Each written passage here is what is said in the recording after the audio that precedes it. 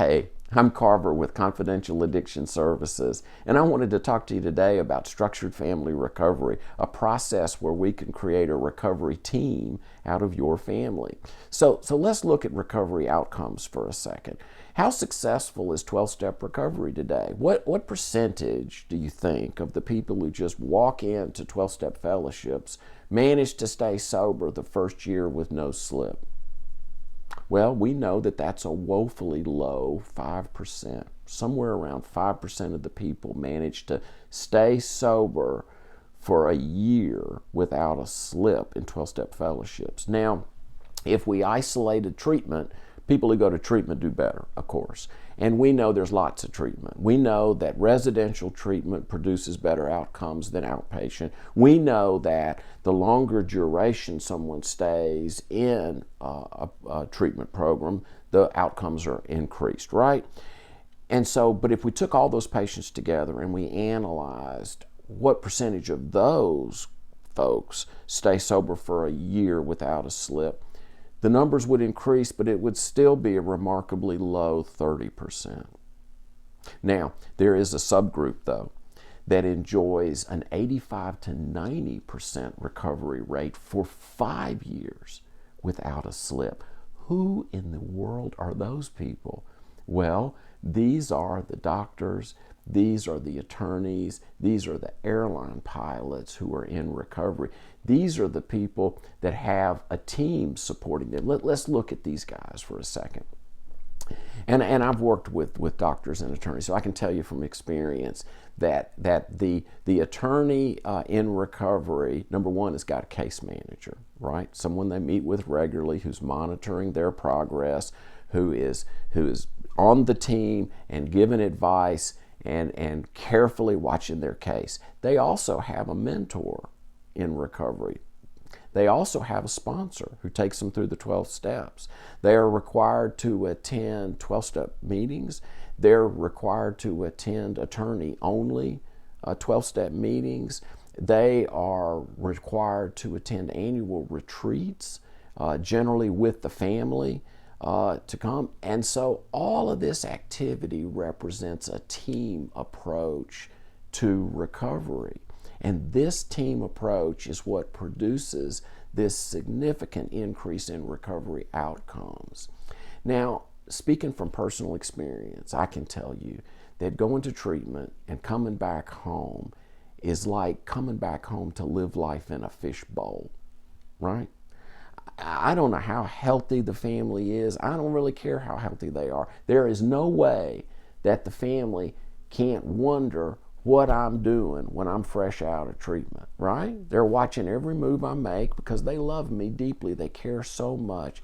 But if I go to the store and I say, hey, I'm running down to the supermarket and it's 15 minutes away and I'm gone an hour and a half, they are going to wonder what in the heck I'm doing. If I say I'm going to a 12-step meeting and the meeting is an hour away and I come back 3 hours later because I went out for lunch and I went hanging out with some of the people and I did some recoveries, you know, they're going to wonder, where have you been? What's been going on? If I get a phone call at 2 o'clock in the morning, they're going to wonder if I am putting together some kind of nefarious thing, right? They can't help it. And so all of this, it creates pressure and stress on me.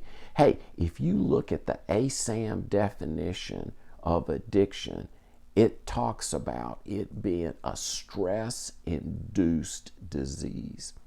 And so the stress that this puts me under is feeding my disease and not feeding my recovery. But the family loves me and they want the best for me and they can't help but worry about me. So what if we could create a team out of a family? What if we could take certain family members and what if we could get them into recovery? What if we could meet once a week as a recovery team and everybody on the team report on how their recovery is going? Well, you know, if you've ever been to 12-step fellowships, you know that they have these opening readings that they do. What if our family team meeting could also have opening readings? What if we could start with the first person who could say, well, here's our first reading. Number one, our team meetings are confidential. We are bound not to disclose what is said here to non-participating family members, friends, or other people, right? And what if the next person, then the next opening statement would be something like, our meetings, we start our meetings on time, right? To show respect for team members and their schedules. If someone is late, we don't go back and explain what was missed. What if there were 7 of these openings? Hey, here's another one. We talk only about ourselves using I statements. We don't use I statements as thinly veiled you statements. We keep the focus on ourselves, and everybody on the team reports about how their recovery has been the past week. You see how much pressure this would take off of the person who's dealing with an addiction coming out of treatment, right?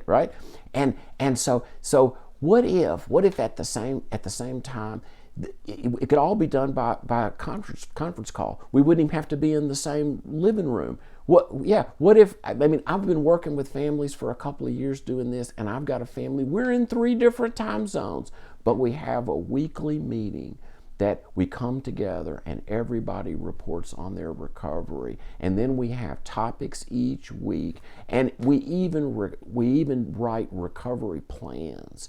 Like, what are our plans going to be for recovery, and what are we going to do in the event that any of us on the family team have a slip? A family member slips in their codependence, or a loved one slips in their chemical sobriety, or process addiction, whatever it is. So this is a miracle. And what if all of this was written in a book by Deborah J. called It Takes a Family?